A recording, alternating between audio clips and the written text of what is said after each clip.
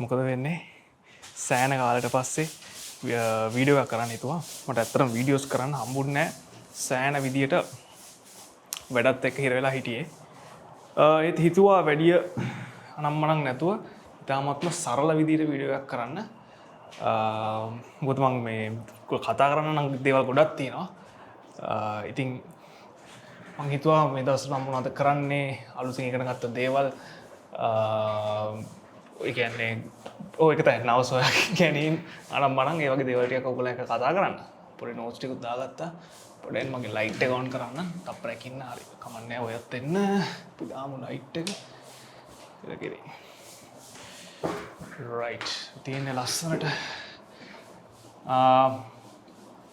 මට වීඩියෝස් දාන්න බැරුණේ ඇත්තටම මම මේ දවස්වල සම්පූර්ණයෙන්ම ફોකස් එක දීලා තිබ්බේ බිස්නස් වැඩ කටයුතු සඳහා. මම දන්නේ ඔයගොල්ලන් දන්නවද කියලා මම මේන්ලි කරන්නේ YouTube ඒජන්සි එකක්. ඒ කියන්නේ මම තවත් බිස්නසස් වලට මේන්ලි ඒ කියන්නේ එක කෝචින් බිස්නස් කරන කට්ටිය නැත්නම් සොෆ්ට්වෙයාර් බිස්නස් කරන කට්ටිය මේන්ලි පිටරට ඒගොල්ලන්ගේ YouTube එක හරහා කොහොමද මාකටිං කරන්නේ කියන ඒ පැත්තට තමයි මගේ බිස්නස් එක මම මේන්ලි ඩෙවලොප් කරන් යන්නේ. ඊට අමතරව පර්සනල් බ්‍රෑන්ඩින් සයිඩ් එකකින් බිස්නස් එකකුත් කරනවා ලංකාවේ. එක කියන්නේ කොහොමද කියන්නේ ලොකු කම්පනීස් වල ඉන්න නිකන් කෝපරේට් ලීඩර්ස්ලා කියලා අපි කියන්නේ. ඒ කියන්නේ කම්පනීස් වල උඩම ලෙවල් එකේ ඉන්න කට්ටියට ඒගොල්ලන්ගේ බ්‍රෑන්ඩ් එකක් හදලා මොකද ඒ හුඟක් මිනිසුන්ට ගොඩාක් දැනුම තියෙනවා, ගොඩාක් එක්ස්පීරියන්ස් තියෙනවා. හැබැයි ඒගොල්ලන් ඒ කියන්නේ අර ඔන්ලයින් ප්‍රසන්ස් එක සම්පූර්ණයෙන්ම නිග්ලෙක්ට් කරලා තියෙනවා. ඉතින් මමයි මගේ ඒ බිස්නස් එකේ පාර්ට්නර් මගේ යාළුවා කිසල් අපි දෙන්නට තේරිච්ච දෙයක් තමයි ස්පෙෂලි ලංකාවේ ලොකු ගැප් එකක් තියෙනවා මේ රියල් වැලියු එකක් තියෙන රියල් එඩියුකේෂන් එකක් දෙන ඉන්ෆ්ලුවෙන්සර්ස් ලාගේ. ඒ කියන්නේ අපේ එන්ටර්ටේන්මන්ට් පැත්තෙන් ඉන්ෆ්ලුවෙන්සර්ස් ලා නම් ගොඩක් ඉන්නවා. කොමඩි පැත්තෙන්, බියුටි පැත්තෙන්, ලයිෆ් ස්ටයිල් පැත්තෙන්, ට්‍රැවලින් ඔහොම එක පැති වලින්. හැබැයි අපේ එඩියුකේෂන් පැත්තට ගත්තම ඉන්නවා නැත්තේ නැහැ. ඉන්නවා හැබැයි ගොඩක් අඩුයි. ඉතින් අපි මේ ගැප් එක ෆිල් කරන්න තමයි ඒ පර්සනල් බ්‍රෑන්ඩින් බිස්නස් එක පටන් ගත්තේ. ඒකේ නම ලංකන් කලැබ්ස්. මේ බිස්නසස් දෙකේම තාම ඔය කියන්නේ වෙබ්සයිට්ස් මුකුත් නැහැ. අපි තාමත්ම බේසික් ලෙවල් එකෙන් තමයි කරන් යන්නේ. අර වෙබ්සයිට් හදාගන්න දඟලුවේ නැහැ. මුලින්ම කරේ කෙලිම එලිට ගියා. ක්ලයන්ට්ස් හොයාගත්තා. දැන් ඉතින් ක්ලයන්ට්ස්ලා එක්ක වැඩ ටික කරගෙන යනවා.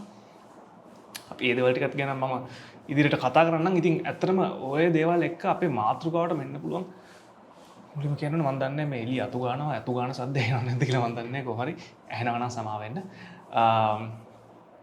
පළවෙනි නෝට් එක මම දාගෙන තිබ්බේ constant experimentation. ඒ කියන්නේ මේ හැම වෙලේම එක එක දේවල් අත්හදා බලන්න ඕනේ. දැන් ඔය අලුතෙන් පටන් ගත්ත බිස්නස් දෙක එකපාරට හරි මම මේක කරන්න ඕනේ කියලා එහෙම පටන් ගත්ත එක නෙමෙයි. මේ තැනට ආවේ කියන්නේ දැන් මේ කරගෙන යන බිස්නස් අයිඩියා එකට සහ මේ බිස්නස් ලයින් එකට මේ මාර්ගයට අවතීර්ණය වුණේ තවත් එක මාර්ගවල වල යන ගමන්. එක පාත් වල එක්ස්පෙරිමන්ට් කරගෙන යන ගමන් තමයි ඒ තමන්ට හරියට පාත් එකක් තමන්ට හම්බ වෙන්නේ. ඉතින් ඔයත් මොනා කරත් කමක් නැහැ. ඔයාගේ මොන වගේ ආසාවක් තිබ්බත් කමක් නැහැ. අර හැම වෙලෙම හිත ඉන්නේ නැතුව කොන්ස්ටන්ට්ලි එක්ස්පෙරිමන්ට් කරන්න. අලුත් දේවල් අත්හදා බලන්න ඕනේ. එළියට ගිහිල්ලා වැඩක් කරන්න ඕනේ.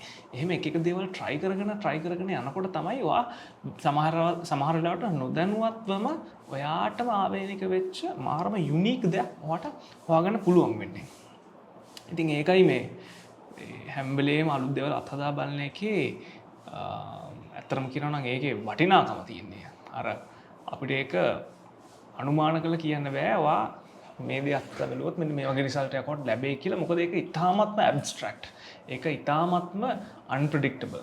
හරියටම ඒ කියන්නේ අපිට ගලේ ගැටුවා වගේ කියන්න බෑ එන් ගෝල් එක මොකක් වෙයිද කියලා. හැබැයි ඒ අලුත් දේවල් කිරීමත්, අලුත් දේවල් එක්ස්පෙරිමන්ට් කිරීම, අලුත් දේවල් එක්ස්පීරියන්ස් කිරීම හරහා ඔයාට ලැබෙන දැනුම, ඒ එක්ස්පීරියන්ස් එක, ඒ එක්ස්පෝෂර් එක හරහා ඔයා ඒ හිතන පතන හැම දෙයක්ම වෙනස් වෙනවා. හැමදේම ඉවෝල්ව් වෙනවා. එතකොට තමයි ඔයාට මාකට් එකේ තියෙන ඔපචුනිටිස් උත් තවත් ඇකියුරේට්ලි තවත් නිකන් හරියම ඉලක්කයට හඳුනා ගන්න පුළුවන්.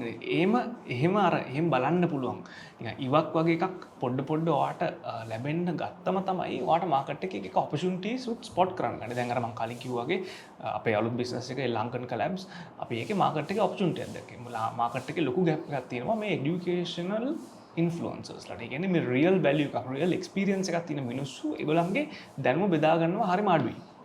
ඉන්නේ ගොඩක් එන්ටර්ටේන්මන්ට් අර මම කලින් කිව්වා වගේ. ඉතින් ඒ ગેප් එක දැකලා අපේ මගේ සහ මගේ යාළුවාගේ අපි දෙන්නගේම එක්ස්පර්ටිස් තියෙනවා කන්ටෙන්ට් පැත්තෙන් විශේෂයෙන්ම. ඉතින් අපි බැලුවා ඉතින් අපිට කන්ටෙක්ස්ට් එකක් තියෙනවා. අපි බලමු මේ දෙක එකතු කරලා දෙයක් කරන්න. ඉතින් අපි ඒකේ දැන් ප්‍රොජෙක්ට්ස් කීපයක්ම කරගෙන යනවා. ක්ලයන්ට්ස් දෙතුන් එක්කම වැඩ කරගෙන යනවා. ඉතාමත්ම සාර්ථකයි. දැන් මාස 6ක් 7ක් විතර කරගෙන ගියා. සෑහෙන හොඳට යනවා වැඩ ටික. මාරම හැපි ක්ලයන්ට්ස්ලාත්. ඉතින් අපි දැන් මේක ස්කේල් කරන්න තමයි හිතාගෙන ඉන්නේ. ඉතින් පොයින්ට් එක අරක තමයි ඔයා එක්ස්පෙරිමන්ට් කරන්න ඕනේ. එක්ස්පෙරිමන්ට් කරගෙන ගියාම තමයි ඔයාට නම සොයා ගැනීම වලට එන්න පුළුවන් වෙන්නේ. ඊට පස්සේ තව එකක් අනිත් කාරණේ තමයි මේ කන්ටෙන්ට්. දැන් මේක ඇත්තටම මට මේ ළඟදී තේරිච්ච දෙයක්. මම අදත් මගේ යාළුවා කිසල් එක්කත් මේක ගැන කතා කරගෙන හිටියා. මේක ඇත්තටම මේ ඔයා දන්නවද නේ ගැරි වී කියලා ඉන්නවා මිනිස්සෙක්, මිනිහා බිස්නස්මන් කෙනෙක් සහ කන්ටෙන්ට් ක්‍රියේටර් කෙනෙක්. එයා මේ කතාව දැන් අවුරුදු 10 15 තිස්සේ කියන එකක්. ඒක තමයි කන්ටෙන්ට් ක්‍රියේට් කරනවා කියන එක නෙමෙයි අපි කරන්න ඕනේ. හැබැයි අපි හුඟක් කරන්නේ ඒක අපේ අර මානසිකත්වයේ තියෙන කන්ටෙන්ට් ගැන හිතුවා අපි මොන හරි අලුතෙන් දෙයක් නැති දෙයක් හදන්න ඕනේ. අලුතෙන් දෙයක් නිකන් මෙහෙම උඩින් ඇවිල්ලා බස්සන්න ඕනේ වගේ සීන් එකක්. හැබැයි එයා කියන්නේ කන්ටෙන්ට් ක්‍රියේට් නෙමෙයි ඔයා කරන්න ඕනේ. ඔයා කන්ටෙන්ට් ඩොකියුමන්ට් කරන්න ඕනේ. ඔයා කන්ටෙන්ට් කැප්චර් කරන්න ඕනේ. ඔයා ඔයාගේ ජීවිතය තුලින් කන්ටෙන්ට් මෙහෙම එළියට ඇදලා ගන්න ඕනේ. ඔයාගේ එදිනෙදා ජීවිතය සහ ඔයාගේ එක්ස්පීරියන්සස් සහ ඔයා ඉගෙන ගන්න දේවල් හරහා. මේක මාර්ම ලොකු ෂිෆ්ට් එකක්. මොකද හේතුව අපි කන්ටෙන්ට් ක්‍රියේට් කරනවා කියලා අර ආටිෆිෂල් විදියට කෘත්‍රිම විදියට ඒකට ඒක අප්‍රෝච් කරාම අපි එතන නිකන් මාර විදියට ඒක බරක් වගේ දෙනවා. මොකද අපි නිකන් අර අලුත් දෙයක් නිකන් හිතලා මතලා කරන්න ඕනේ වගේ කතන්දරයක්. හැබැයි ඒකේ අනිත් පැත්ත කන්ටෙන්ට් ඩොකියුමන්ට් කරන්න. ඒ කියන්නේ කන්ටෙන්ට් කැප්චර් කරන්න මානසිකත්වයේ රාම ඔයා කරන්න තියෙන්නේ. ඔයා සාමාන්‍යයෙන් කරගෙන යන දේවල් ටික එදිනෙදා කරන්න. ඒ කියන්නේ මොනවා හරි රස්සාවක් කරනවා නම් ඒක, බිස්නස් එකක් කරනවා නම් ඒක, ඉගෙන ගන්නවා නම් ඒක. හුඟක් වෙලාවට අපි ජීවිතේ මොන අවස්ථාවක හිටියත් ඔය තුනේ මොන හරි මිශ්‍රණයක් නේ කරන්නේ. හැම වෙලේම අපි එක දේවල් ඉගෙන ගන්නවා. YouTube එකෙන් පොත් කියවලා අර එහෙම අලුතෙන් කෝසස් කරලා එහෙම ඉන්නවා කියලා මං හිතනවා. එහෙම තමයි ඉන්න ඕනේ. ඉතින් එහෙම ඉන්න. ඉතින් එහෙම ඉන්නවා නම් සහ ඔයා රස්සාවක් හරි බිස්නස් එකක් හරි ඔය දෙකෙන් එකක් කරනවා නම් ඔයාට හැම වෙලේම අලුත් දේවල් දැනගන්න ලැබෙනවා.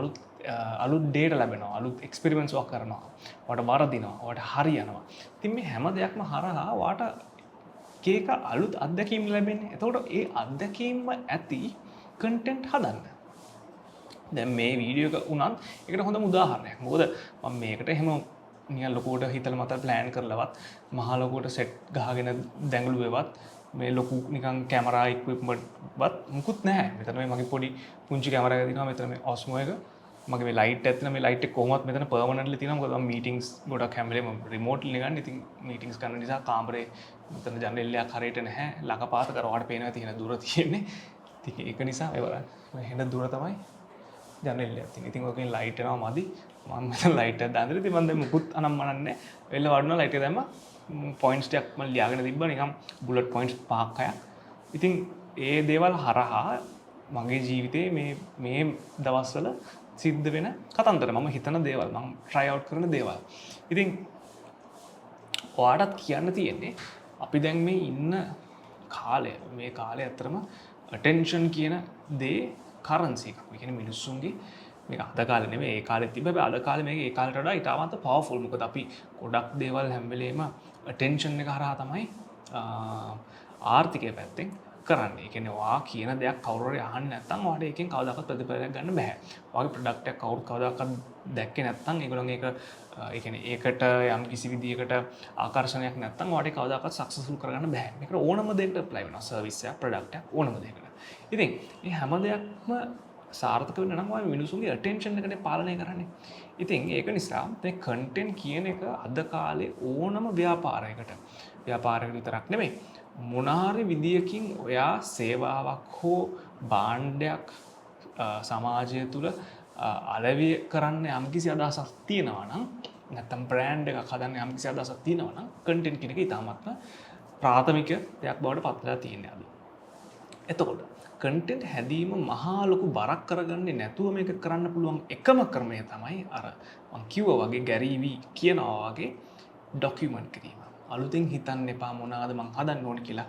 ආපසු හැරිලා බලන්න ඔයා මේ දවස්වල මොනවද කරන්නේ, මොනවද ඉගෙන ගත්තේ, මොකද්ද ඔයා ඉදිරියට කරන්නේ, මොකද්ද අද කරන්නේ, මොකද්ද වැරදිච්ච තැන්, හරි ගිය තැන්. ඔය හැම දෙයක්ම නෝට් ඩවුන් කරගෙන පොතක පොඩියට චූටියට පටන් ගන්න. TikTok වීඩියෝස් ටිකක් දාන්න, Instagram ස්ටෝරීස් ටිකක් දාන්න, Facebook එකේ සටහනක් ලියලා දාන්න. ඔක්කොම වීඩියෝ වෙන්න ඕනේ නැහැ. හරිද? ලියලා දාන්න පුළුවන්, පින්තූර දාන්න පුළුවන්, වීඩියෝස් දාන්න පුළුවන්, ඕන දෙයක්. දැන් මම Twitter එකේ LinkedIn එකේ ලියලා දානවා සහ YouTube මම ඔය තුන තමයි කරන්නේ. මට මේ TikTok එක කරන්න ඕනේත් මට මේ දවස්වල බෑන්ඩ්විඩ්ත් එක මදි මම ඒක කරනවා ළඟදීම. ඒත් ඔයාට පුළුවන් තැනින් ඒ විදිහට පටන් ගන්න. ඉතින් කන්ටෙන්ට් හදාන්න එක මහා ලොකු බරක් කරගන්න එපා. ඉතාමත්ම සරල විදිහට ඒක අප්‍රෝච් කරන්න පුළුවන් ඔයාට. ඊට පස්සේ මේක තව හොඳ කාරණයක්. දැන් මේ ළඟදී මගේ හොඳ යාළුවෝ කිහිප දෙනෙක්ටම ඒගොල්ලන්ගේ රස්සා සම්බන්ධව පොඩි ගැටලු මතුවෙලා රස්සා අහිමි වෙච්ච අවස්ථාවක් පවා තිබ්බා. එහෙම දෙයක් වුණාම තමයි අපි හැමෝටම තේරෙන්නේ අපි මේ මොන හරි එක දෙයක් මත, එක සිස්ටම් එකක් මත ඩිපෙන්ඩ් වෙලා ඉන්න එකේ තියෙන භයානකකම. ඉතින් ඊටාත්ම කියන්නේ කනගාටුදායකයි අවාසනාවන්ත සිදුවීමක්. නමුත් හොඳ වේකප් කෝල් එකක්. අපිට හොඳ කණේ පාරක් මේ රියැලිටි එක විසින්. ඉතින් එහෙම කණේ පාරක් වැදුනොත් තමයි අපි ක්වෙස්චන් කරන්න ගන්නේ අපි මෙච්චර බලාපොරොත්තුවක් ඇති කරගෙන තියෙන සහ මෙච්චර වටිනාකමක් දීලා තියෙන මේ සිස්ටම් එක විසින් අපිව නිකන් තුට්ටුවටත් ගණන් ගන්න නැතුව මෙහෙම ටොක් ගාලා එළියට දානවා. දොට්ට දානවා. එහෙම ගාලා දානවා. හරි. ඒක නිසා ඔයාගේ දැනුම පැත්තෙන් හැකියාව පැත්තෙන් හැම වෙලේම අලුත් වැඩියා වෙන්න ඕනේ. හැම වෙලේම අලුත් දේවල් හොයලා බලන්න ඕනේ. මොකද එහෙම කරන කෙනාට තමයි එක දෙයක් මත ඩිපෙන්ඩ් නොවි ඔප්ෂන්ස් හදාගන්න පුළුවන් ඉන්නේ. ඒක නිසා ඔයා දැන් මේ දවස්වල මොනවා කරත් කමක් නැහැ. ඔයා ඉගෙන ගන්න ළමෙක් වුණත් කමක් නැහැ. රස්සාවක් කරන කෙනෙක් වුණත් කමක් නැහැ. බිස්නස් එකක් කරන කෙනෙක් වුණත් කමක් නැහැ. කවදාක්වත් ඉගෙනීම නතර කරන්න එපා. අලුත් දේවල් හොයලා බලන එක නතර කරන්න එපා. ඩේලි ඔයා පොඩි ගෝල් එකක් දාගන්න දවසකට පැය භාගයක්. වැඩි නෙමෙයි. නිකම් මේක හැවොම දැන් ඔයාලට හිතෙන්න පුළුවන් මොටිවේට් වෙලා ෆුල් නිකන් අම්මට සිට හරි මම දවසට පැය දෙක ගානේ. එහෙම එපා. ඒව සස්ටේනබල් නෑ. ඒව ලොන්ග් ටර්ම් බෑනේ. ඇත්ත කතාව දවසට පැය දෙකක් කියන්නේ දවසෙන් කොච්චර ලොකු ප්‍රමාණයක්ද ප්‍රතිශතයක් විතර බලන්න. එච්චර ඕනේ නෑ. පැය භාගයක් දාගන්න ඩේලි හැබැයි ඒක තමයි වැදගත් වෙන්නේ ඩේලි. කන්සිස්ටන්සි එක තමයි වැදගත් වෙන්නේ. ඩේලි පැය භාගයක් මොන හරි පොතක් කියවන්න. මොන හරි ඔන්ලයින් කෝස් එකක් බලන්න. YouTube එකේ අපිට ඉගෙන ගන්න ඕනම සබ්ජෙක්ට් එක මුළු 100%ක්ම පරාසය තියෙනවා. ඒතර AI ChatGPT ඔයාට දැනගන්න ඕනම දෙයක් ගිහලා ChatGPT එකෙන් අහන්න. ඔයාට මේ ජීවිතේ තියෙන ඕනම ප්‍රශ්නයක් අහන්න. 100%ක් ඇකියුරේට් උත්තර දෙන්නේ නැහැ එයා. ඒක වෙනම කතාවක්. ඒත් හොඳ ඒ කියන්නේ අර පටන් ගන්න හොඳ තැනක්. දැන් මේ ළඟදී මම ඇත්තටම මේ අර පොඩි ආයුර්වේද බෙහෙත් වගේක් කරා. පොඩි සෙමසීන් එකකට. ඉතින් ඔය දේවල් වගේ මම රිසර්ච් කර ඉද්දි මම ChatGPT එකෙන් ගිහලා අන්තිමට ඒ කියන්නේ මට තිබ්බ සිම්ප්ටම්ස් ඔක්කොම කියලා ආයුර්වේද ඒ වේද මහත්තුරු කියපු කතන්දරත් ඒකේ යාට ලියලා දාලා ඊට පස්සේ ડોක්ටර්ස්ලා කියපු කතන්දර ඒ මගේ මුළු විස්තරේම කියලා දැම්මට පස්සේ අර ඩීප් රිසර්ච් කියලා ෆන්ක්ෂන් එකක් තියෙනවා. ඒක දාලා මේ ChatGPT ට දුන්නම මිනිහා දුන්නවට උත්තරයක් ටිකක් ආයි නෙක්ස්ට් ලෙවල්. ඒ කියන්නේ ආයි නිකන් මාරම කොම්ප්‍රිහෙන්සිව්. කවදාකවත් හිතපු නැති දේවල් ගොඩාක් එක පැතිකඩ වලින් රිසර්ච් කරලා චයිනීස් මෙඩිසින් පැත්තෙන්, ආයුර්වේද පැත්තෙන්, ඊට පස්සේ මොනවාද මේ තව එක තිබ්බම අහලවත් නැති මෙඩිසිනල් ප්‍රැක්ටිසස්. ඒ හැම ඇන්ගල් එකකින් මෙයා බලලා හොලිස්ටික් view එකක් බලලා දුන්න හරි මෙන්න මේ හේතු වෙන්න පුළුවන්, මෙන්න මේ අඩුපාඩු වෙන්න පුළුවන්, මෙන්න මේ වගේ ජීවන ලයිෆ් ස්ටයිල් එකේ අඩුපාඩු වෙන්න පුළුවන් කියලා එක ෆික්සර්ස් දුන්නා. ඊට පස්සේ ඇහුවා හරි වාට ඕනේද නිකන් මේ හැම දේවල්ම එකතු කරලා ඔයාලට මම පොඩි නිකන් මේ රුටීන් එකක් දෙන්නද ඔයාලට දිනපතා කරන්න කියලා. ඊයස් කිව්වා. ඊට පස්සේ දුන්නා. ඊට මම කිව්වා මේක දිගටම මට මෙච්චරයක් කරන්න බෑ. මේ කරන්න මේක දිගට වෙන්නේ නැහැ කියලා. හරි මම ඒවට කෙටි කරලා ඔයාලට මම දවස් 7කට කඩලා එහෙම දෙන්නම් කියලා. ඊට පස්සේ මට ෂෙඩියුල් එකම දුන්නා. වගුවක් වගේ ගහලා ඔයා සවුන්ද මේක, අඟහරුවාද මේක, බදාදා මේක එහෙම කියලා. ඉතින් මේ දේවල් පාවිච්චි කරන්න. මට නම් දැන් ඇත්තටම මේ මම ChatGPT කියන්නේ Pro එක පාවිච්චි කරනවා. මොකද මට වැඩවලට හැම දෙයකටම ඉතාමත් වැදගත්. $20ක් වගේ නේ. ඒක රුපියල් 5000යි. ඉතින් ওই රුපියල් 5000ට නෙමෙයි මං කියන්නේ ලක්ෂයකටත් වඩා හරිද ලක්ෂ කිහිපයක්ම වටින තරම් දෙයක් මං එකෙන් ගන්නවා. මම ඩේලි පාවිච්චි කරනවා. ඩේලි නිකන් කන පැලෙන්නම පාවිච්චි කරනවා ChatGPT ගොඩාක් දේවල් වලට. ඉතින් මේ AI කියන එක next level මග හරින්න එපා. ඔයා අදම ChatGPT පාවිච්චි කරන්න පටන් ගන්න. ඔයා Google එකේ පාවිච්චියෙන් මිදිලා ඒ වෙනුවට ChatGPT යොදා ගන්න. ඔයාලට තියෙන ඕනම ප්‍රශ්නයක් කියලා chat GPT එකෙන් අහන්න. ඉතින් ඒක පටන් ගන්න ඔයාගේ හැම දෙයකටම මේක උදව් වෙනවා. ඉගෙනීම් කටයුතු, බිස්නස් කටයුතු හැම දෙයකටම. හරි? ඉතින් ඒක අර දවසේ මිනිත්තු 30ක වෙන් කරගෙන ඒක කරන්න. ඊට පස්සේ තව මොනවද තියෙන්නේ? ඔව් ඊට පස්සේ අර මම ওই මිනිත්තු 30ක් කියලා කිව්වේ මොකද මේ අර මම කියවනේ අපි හැමෝම දෙයක් මොන හරියක් ඇහුවම අර මොටිවේට් වෙලා නිකන් පැය දෙක තුනක් කරන්න හදලා හරියන්නේ නැතුව වැඩේ අනා ගන්නවා. ඉතින් ඒකයි කිව්වේ කෙටි වෙලාවක් කරන්න කියලා. මොකද මේ කන්සිස්ටන්සි එක තමයි වැදගත් වෙන්නේ. මොකද මම දැන් මේ අලුතෙන් පටන් ගන්න කරගෙන යන මේ YouTube ඒජන්සි එකේ මම යම් කිසි ක්‍රමවේදයකට අනුව ක්ලයන්ට්ස්ලා හොයා ගැනීමට කළ යුතු දේවල් ටික නොකඩවා එක දිගට මාස දෙකක් විතර දැන් කරගෙන ගියා. කරගෙන ආවා. ඒ මාස දෙකේ ප්‍රතිඵල ඉතාමත්ම සුපිරි next level. එතකොට ඒකේ ඒ පොඩි දෙයින්ම මට තේරිච්ච ආයි මේ කන්ෆර්ම් වෙච්ච කතන්දරේ තමයි මේ අපිට තියෙන ලොකුම ප්‍රශ්නයක් අද කාලේ. ඒක තමයි අපිට අර එක අරමුණක් උදෙසා එක ප්ලෑන් එකකට අනුකූලව එක දිගට දිගු කාලයක් තිස්සේ ඒ ක්‍රියාවලියට attention එක දීගෙන ඊමට ලොකු නොහැකියාවක් තියෙනවා. මොකද දවස් කිහිපයක් සති කිහිපයක් යන තැන කෙටි කාලයක් තුල අපි බලාපොරොත්තු වෙන රිසල්ට් එක නොලැබුණාම අපි ඒ ක්‍රමවේදය අතහැරලා අලුත් ක්‍රමවේදයකට මාරු වෙනවා.